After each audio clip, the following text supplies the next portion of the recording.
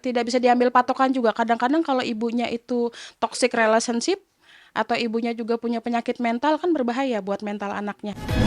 Oh gitu ya.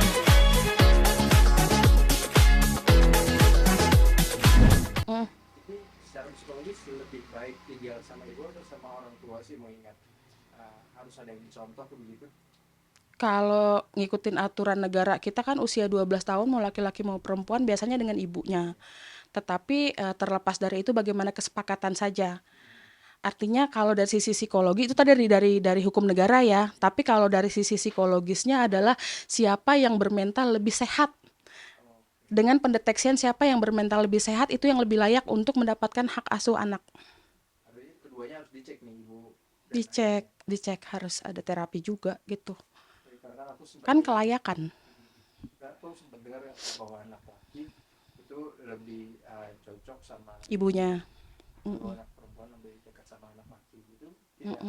Tidak Mm-mm. Tidak bisa diambil patokan juga. Kadang-kadang kalau ibunya itu toxic relationship atau ibunya juga punya penyakit mental kan berbahaya buat mental anaknya. Misalnya dia bisa menyakiti dirinya sendiri atau membentak-bentak anaknya, habislah itu saraf-saraf di anaknya putus misalnya kayak gitu kan nggak bisa kita percayakan pola asuh seperti itu ke ibu. Kita lihat siapa yang lebih memiliki mental health gitu, siapa yang lebih sehat mentalnya untuk mengasuh itu disepakati lagi dan perlu pengecekan juga. oke.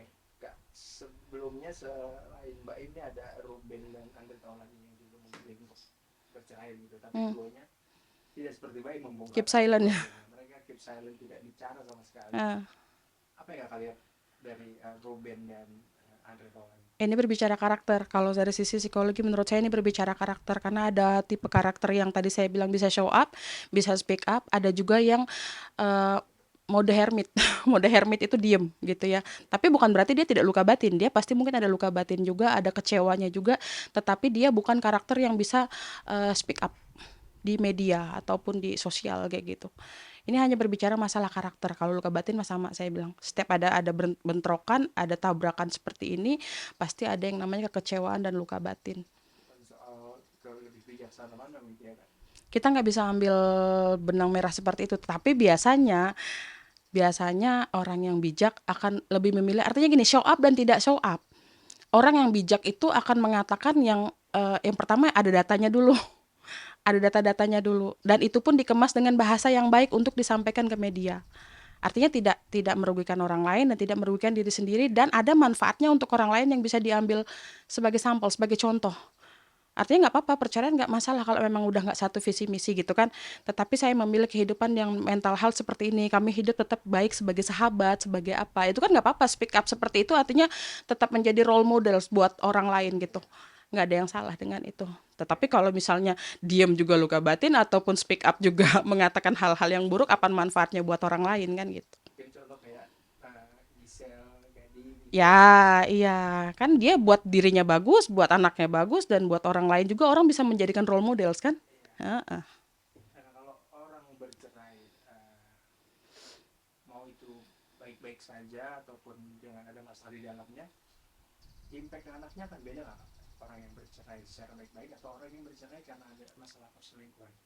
Ya pasti beda lah. Beda ya. Ya pasti beda lah. Good relationship adalah membiarkan pasangan kita bertumbuh menjadi dirinya sendiri. Itu adalah akarnya ya. Jadi gini, kebanyakan kegagalan dari relationship adalah merubah orang lain menjadi diri kita. Itu adalah level terendah dari relationship. Jadi level terendah dari relationship adalah pada saat kita mulai ingin merubah orang lain menjadi diri kita. Misalnya gini, laki-laki bibitnya ini mangga misal gitu ya, ini bibitnya cabe. Ya kan? Kita nggak usah memangga-manggakan si cabe atau mencabe-cabekan si mangga. Setiap kita punya kurikulum masing-masing, kita lahir dari genetik berbeda, dari keluarga berbeda. Dan good relationship adalah membiarkan dia tumbuh menjadi dirinya sendiri. Tapi kita sama-sama bertumbuh bareng tanpa merubah orang lain gitu. Kebanyakan kita kan ingin menguasai. Level terendah dari relationship adalah transaksional. Transaksional tuh gini, kalau aku sudah memberikan yang terbaik, kamu ngasih aku apa? Ya kan? Kegagalan dalam sebuah relationship selalu di situ akarnya. Karena kita mencari timbal balik. Kalau sudah aku berbuat yang terbaik, aku sudah cinta kamu, kamu cinta nggak sama aku gitu kan? Ya nggak gitu juga. Artinya good relationship adalah bertumbuh dengan perbedaan, tetapi kita bisa selaras. Gitu. Banyak kan pasangan yang seperti itu juga. Itu banyak merasa sekarang eh, sikap istri bagaimana sikap suami, ini It- salah ada nggak? itu mirror. Ya dong ya. Mirror tuh gini, kalau ini kajian lebih dalam sih kalau masalah sikap kan. Jadi gini, misalnya kalau sikap istri bagaimana sikap suami adalah mirror. Misalnya kita gini, kita melihat sesuatu yang kita tidak suka dari pasangan kita. Artinya itu adalah sinyal atau petunjuk. Ini masalah kejiwaan ya. Ada yang belum selesai di diri kita. Oke. Aku nggak suka banget lihat dia ngobrol sama orang lain terlalu speak up, terlalu banyak gini gini gini gini gitu. Berarti ada yang nggak beres di sini kita tentang tentang komunikasi.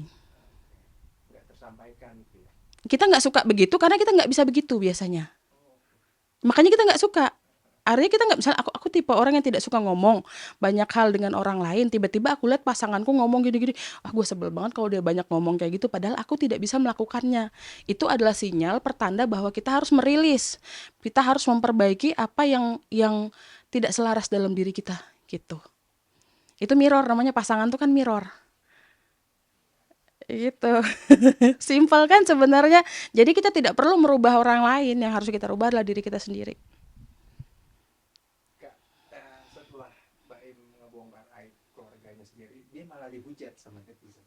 Mm-mm. Memang sebenarnya tuh rules tertulisnya masyarakat kita tuh yang harusnya diam-diam aja, rasain aja sendiri, hal-hal tabu kayak gini harus di-share atau seperti apa sih? Ini udah catatan juga buat kita semua, buat mental health seluruh masyarakat kita yang udah terbiasa. Yang pertama, justification. Justification terlepas dari benar ataupun tidak gitu ya. Makanya penting untuk kita membenahi yang namanya PPE, itu adalah pikiran, perasaan dan emosi. Caranya adalah yang pertama no mind, no analysis, kemudian no justification. Kebanyakan kita tuh seringkali menghujat, kan tidak kita terlepas dari benar dan salah, kita nggak tahu juga kubu mana yang benar, kubu perempuan ataukah kubu laki-laki. Tapi pada saat mungkin ada orang yang di kubu perempuan yang mendukung perempuan, pasti dia akan menghujat sikap yang diberikan oleh laki-laki. Sebaliknya pun seperti itu. Artinya ini hanyalah bentuk kebiasaan dari masyarakat kita untuk menghakimi. Justification, amati aja, seharusnya jika ada yang perlu kita ambil pelajaran, kita ambil. Kalau tidak ada, cukup skip gitu. Karena tidak akan merusak mental kita gitu pada akhirnya. Kalau sesuatu yang nggak bermanfaat, nggak perlu gitu. Kalau untuk si Paula sendiri, kan ini Mbak Im udah ngomong di media gitu, Hmm, baiknya dari sisi psikologi gitu, hmm, hal-hal kayak gini perlu di counter nggak sih? hmm. Karena ini kan baru dari Mbak Im yang ngomong, belum tentu benar juga kan, Iya, terlepas benar dan salah. terus sebenarnya salah. Nah, si Paula nih perlu nggak sih untuk mengcounter sesuatu ini untuk mungkin kebaikan psikologinya dia atau seperti itu? Tapi ini berbicara lebih ke kebutuhan publik kali ya. Kalaupun nanti dia berbicara, pasti kan publik menanti-nantikan ininya dari dia, statement dari dia kan gitu ya. Tetapi kembali ke karakter. Mungkin dia mode hermit, Oke. mode silent. Jadi pada saat dia akan berbicara untuk sesuatu hal yang penting, tetapi tidak terlepas dari benar dan salah, mungkin dia juga ada tekanan mental saat ini, menenangkan diri dulu, mau berdamai dengan diri dulu, baru pada saat dia speak up, baru mengatakan hal yang memang bijak. Karena tadi dua kubu kan, ada yang suka, ada yang nggak suka kan gitu. Terlepas dari itu semua, mungkin kalau karakter mode hermit, dia harus diam dulu dan tidak bisa langsung balas balik gitu. Ini karakter manusia lah intinya. Kita berbicara karakter manusia. Lalu justru kalau saling adu statement ini yang menyebabkan makin memburuk untuk anak-anaknya gitu ya kayak. Sudah pasti kan. Jadi kondisi yang terbaik itu kan adalah tenang sebenarnya. Ibarat kalau tenang itu segala sesuatu yang keruh bisa dilihat dalam kondisi jernih. Menjernihkan pikiran, menjernihkan perasaan, menjernihkan emosi.